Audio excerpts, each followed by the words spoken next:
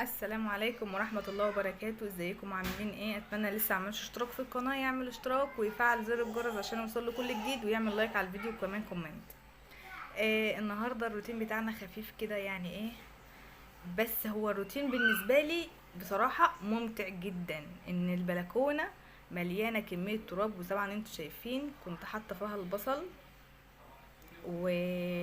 وده القشر بتاعه، وكنت فيه توم، وتوم كان فضة.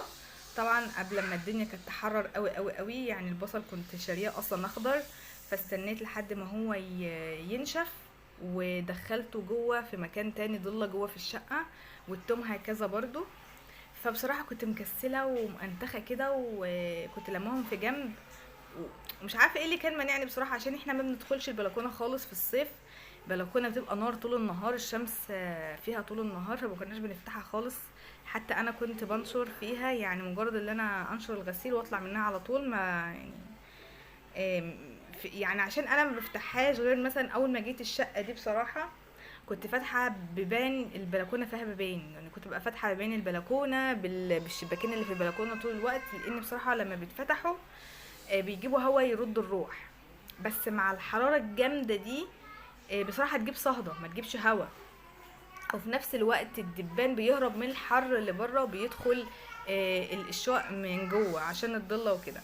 فانا بقيت ان انا قافلاها طول الوقت، فعشان يعني سبحان الله، هو اي مكان كده انت ما بتدخلوش دايما او رجلك فيه تلاقي ان هو التراب ملاه، وخصوصا احنا بلكونه. يعتبر زي اللي على الرصيف، واللي على طول البلكونه فيها تراب، رغم ان جنبي اراضي زراعيه، بس الهوا فيها طول الوقت جايب تراب، فعلى طول يوميا دي عايزه تتغسل بامانه، تتغسل بالتراب اللي فيها ده.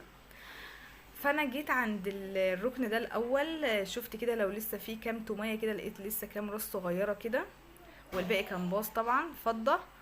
ف شلته على جنب، وجبت طبعا شنطة كبيرة ولميت بقية التراب اللي كان تحت رجلي كده. وكان الجدار برضو كان عليه تراب. بصراحة انا كنت واقفة على البلاط برجلي، والسيراميك تحت رجلي مولع، اقسم بالله يعني. من ناحية بقى درجة الحرارة، بقالها 3 ايام في مصر 43، يعني يا رب اجرنا من نار جهنم يا رب. جو غير طبيعي، اول مرة مصر يكون فيها درجة الحرارة العالية دي، اول مرة نشوف الجو والصهدة دي، المراوح مش عاملة حاجة. الجو ده مش لازم له غير تكييف. من الاخر كده تكييف يا جماعة، والله المستعان مفيش تكييفات. احنا مشغلين مثلا، عندي المروحتين مشغلهم في نفس الدقيقة في نفس المكان واحد، ومع ذلك تحس انهم مش شغالين، الهواء جاي سخن. فاحنا نعمل ايه بقى في الحر ده؟ نعمل ايه؟ الناس طبعا ما عندهاش بانيو، انا ما عنديش بانيو. عندي طشت كده ألمونيا كبير اللي كنا بنغسل فيه البطاطين، فاكرينه؟ حلو قوي، بسيبه انا للعيال في الحمام طول النهار. اصلا في الجو ده بيستحموا مره واثنين وثلاثه واربعه، فبيبلبطوا فيها زي حمام السباحه كده. ايوه طبعا، امال ايه، ما الجيش بيقول لك اتصرف. طبعا ده بلبطه للاطفال، بس احنا بقى ككبار بقى محتاجين نبلبط في مكان اوسع شويه، فمفيش لسه ان شاء الله عايزين كده نروح نصيف لنا يومين. بس مش في جو درجة الحرارة دي بصراحة. يعني انا جالي النهاردة خبر ان الحرارة ديت، الموجة الحر ده هتفضل طول الاسبوع، يعني لحد اخر الاسبوع. انا كنت فاكرة اخر يوم النهاردة. فبجد بجد بجد من كل قلبي، يا رب اجرنا جميعا انا وكل اللي بيسمعوني من نار جهنم. احنا مش قد نار جهنم يا جماعة، احنا اضعف مما تتخيلوا. احنا شوية حر مش مستحملينهم، بيفرهدونا، بيخلونا قاعدين مكاننا كده ما بنتحركش، مش عايزين نقوم، مكسلين هبطانين وعطشانين وجعانين، كل حاجة كده، كل حاجة فيها في الاخر. ف يعني بجد الناس لو تاخد عظة من اللي بيحصل حوالينا، من الموت المفاجئ، ولا من الطقس الغريب، الجو الغريب اللي مصر ما كانتش كده نهائي. كان جوها في الصيف بتبقى حر، بس اعلى درجات الحرارة اللي انا شفتها في مصر كانت بتوصل ل 33 34 بالكتير.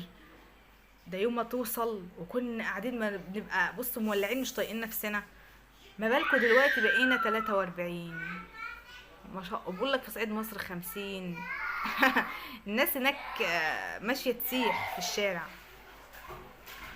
يا رب اعنا وابعد عننا اي حاجه وحشه يا رب. جبت بقى الشرشوبه بالميه بشويه اريال. تمام. طبعا انا بعد ما انا مسحتها بيبقى في رغاوه على الارض. بس انا بصراحه كنت تعبت والتراب كان خنقني، والجو انا استنيت لحد ما الشمس راحت من البلكونه، بس احنا كنا لسه يعني بعد العصر بشويه، كان الجو حر بجد. واي انت مجهود مهما كان يعني عملته، يعني الفيديو ده بالظبط 13 دقيقه. انا بعد ما خلصت وما قدرتش ان انا اكمل، قمت قافله وقلت ان انا همسح. جبت قماشه بالمساحه طبعا ونشفتها عشان خاطر الارض ما تعملش رغاوي كده على الارض، بقى شكلها مش ظريف خالص وشكلها اكن التراب يعني احنا مسحناه كده بالميه. فدي شرشوبه مش حلوه اساسا، ده عيب في الشرشوبه ان هي ما بتمسحش كويس. بجد انا نفسي حد يقول لي على نوع الشرشوبه مش زي اللي انا بشوفهم على النت وكده في الفيديوهات.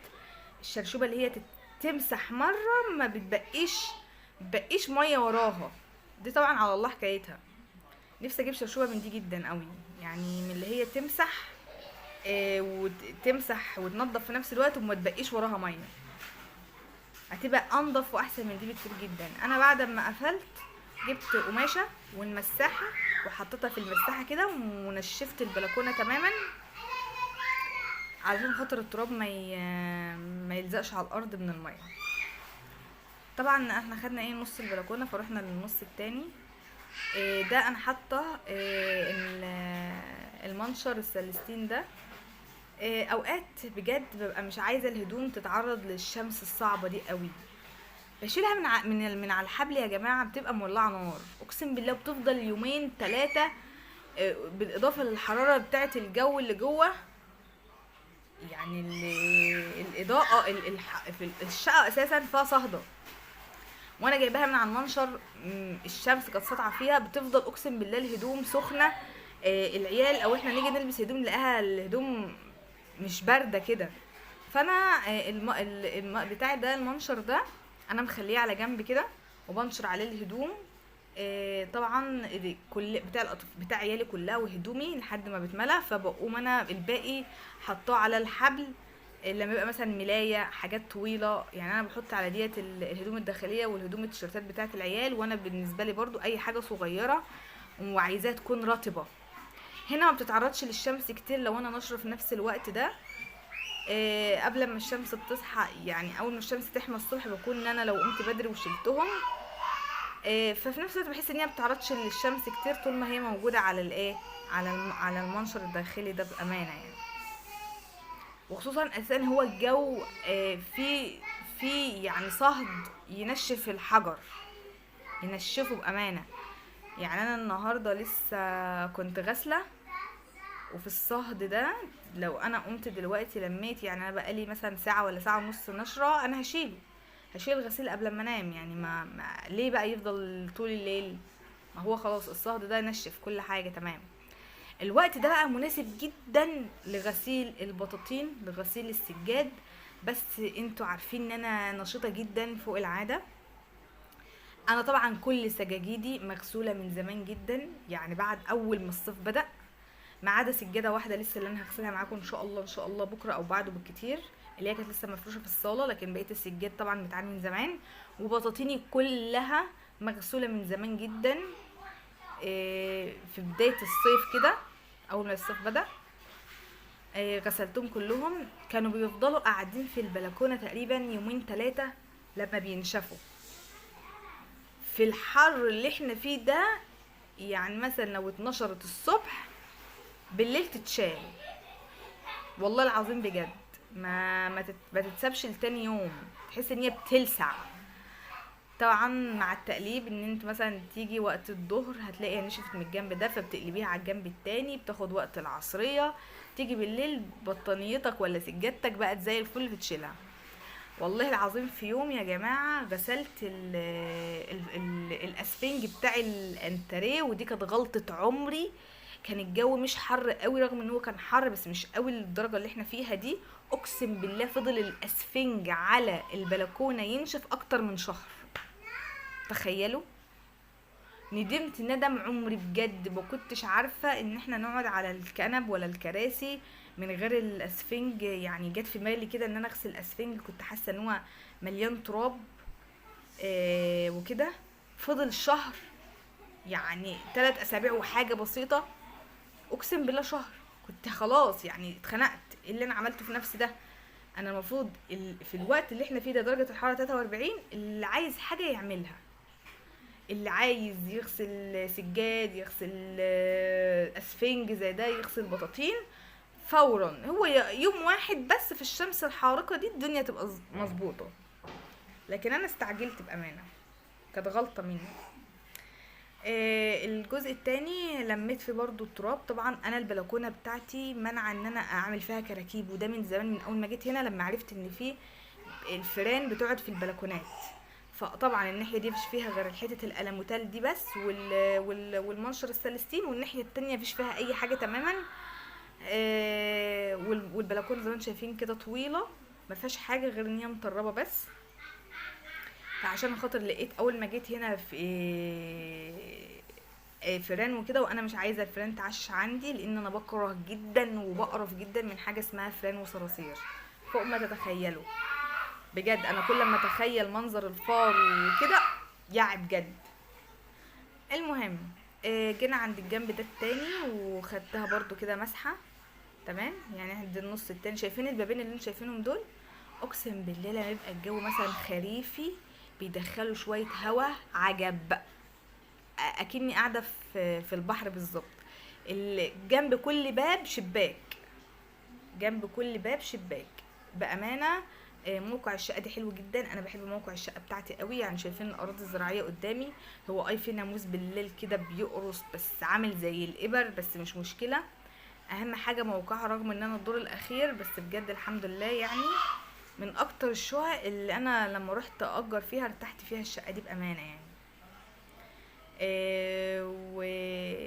واحلى حاجه ان المكان اللي قدامي مش جارحني، يعني مفيش قدامي بيوت ان انا مثلا طالعه على البلكونه بايا كان بشعري بنص الكم بتاع، مفيش قدامي بيوت تجرحني او حد يشوفني، فبطلع فيها براحتي جدا.